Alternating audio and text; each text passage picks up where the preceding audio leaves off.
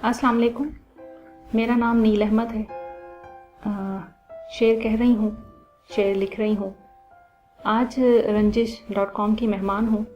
आपका बहुत शुक्रिया कि आपने मुझे बहैसियत शायरा मदऊ किया और मेरा इंटरव्यू लिया। शायरी बचपन से कर रही हूँ, नज़्म लिख रही हूँ, गज़ल कह रही हूँ और हवाला मेरा जो है शायरी में एक नज़्म जिसका उन्वान है गुड़िया, वो मेरा हवाला बनी और मेरी एक शनाख्त इसी नज़्म के हवाले से है। मैं इसको यहाँ पर शेयर भी करना चाहूँगी।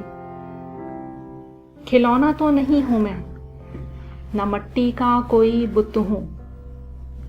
खिलौना तो नहीं हूँ मैं, ना मिट्टी का कोई बुत हूँ कि जब तुम हाथ को मोड़ो नहीं होगी मुझे तकलीफ, कि जब तुम आँख को फोड़ो तो चीखें भी ना निकलेंगी।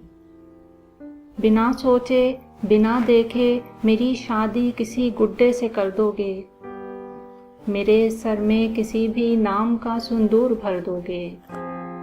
मुझे मुझसे बिना पूछे मुझी से दूर कर दोगे।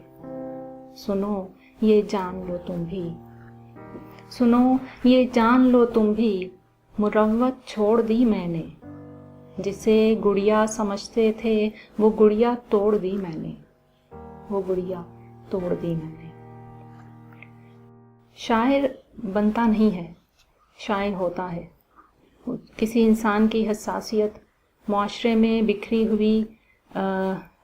हुए दुख, बिखरी हुई मजबूरियाँ, हमारे आसपास तड़पती हुई ज़िंदगी उसको शेर कहने पे मजबूर करती है।